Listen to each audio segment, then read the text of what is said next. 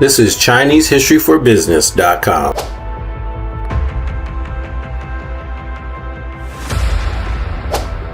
A training course created by Dr. John Aiden, PhD, and Richard Tong.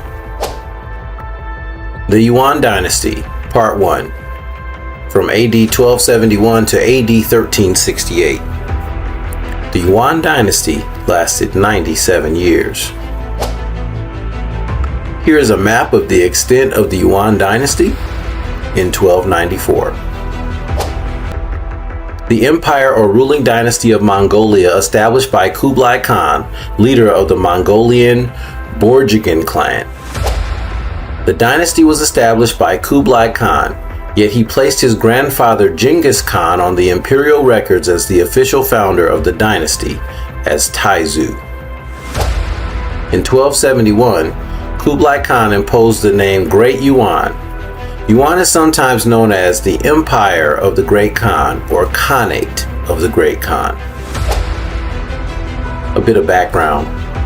Genghis Khan united the Mongol and Turkic tribes of the steppes of Central Eurasia and became Great Khan in 1206. He and his successors expanded the Mongol Empire across Asia. Under the reign of Genghis's third son, Ogedei Khan, the Mongols destroyed the weakened Jin dynasty in 1234, conquering most of northern China. Mongke Khan succeeded Ogedei's son Guyuk as Great Khan in 1251. He granted his brother Kublai control over Mongol-held territories in China. Kublai depended on the cooperation of his Chinese subjects to ensure that his army received ample resources. He modeled his government on the bureaucracy of traditional Chinese dynasties and adopting the Chinese-era name of Zhongtong.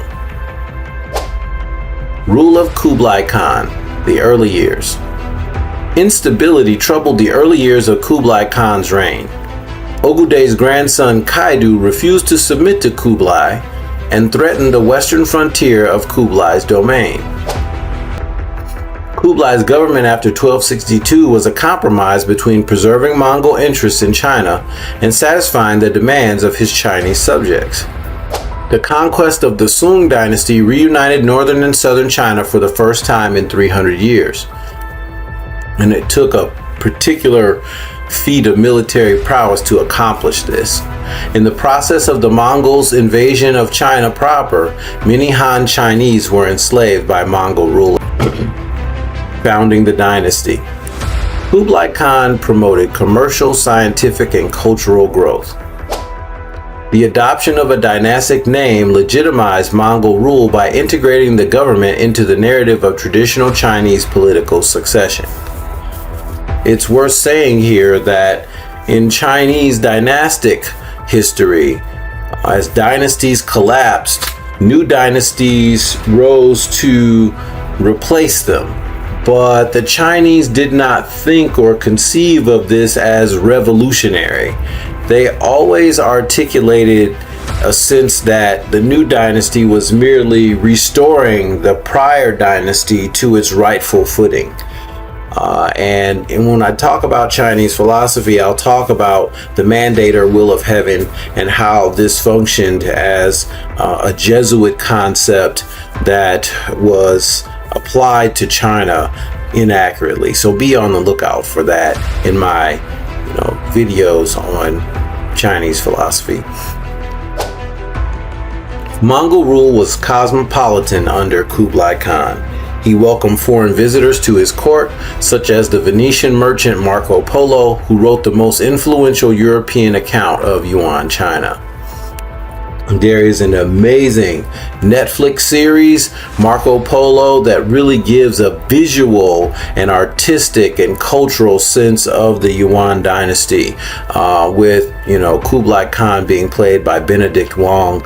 It's really a powerful performance.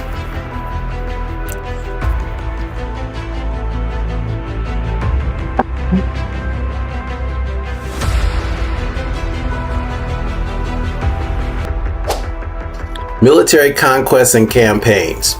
After strengthening his government in northern China, Kublai pursued an expansionist policy in line with the tradition of Mongol and Chinese imperialism. Traditionally, the Chinese saw themselves as the center of the universe and the known world, and they expected all nations and peoples to come to the emperor and pay tribute. The Yuan dynasty created a Han army out of defected Jin dynasty troops and an army of defected Sung dynasty troops called the newly submitted army. Kublai's government faced financial difficulties after 1279, however. Wars and construction projects had drained the Mongol treasury. Efforts to raise and collect tax revenues were plagued by corruption and political scandals. Internal strife threatened Kublai within his empire as well. Kublai Khan suppressed rebellions challenging his rule in Tibet and the Northeast. Successors after Kublai: Temur Khan.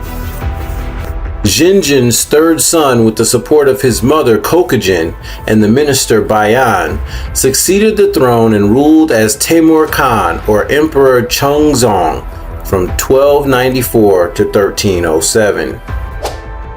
Temur Khan decided to maintain and continue much of the work begun by his grandfather.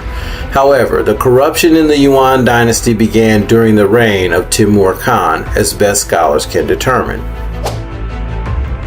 This has been Chinese History for Business, a training course created by Dr. John Aiden, PhD, and Richard Tong. See you in the next video, where we talk more about the Yuan or Mongol dynasty.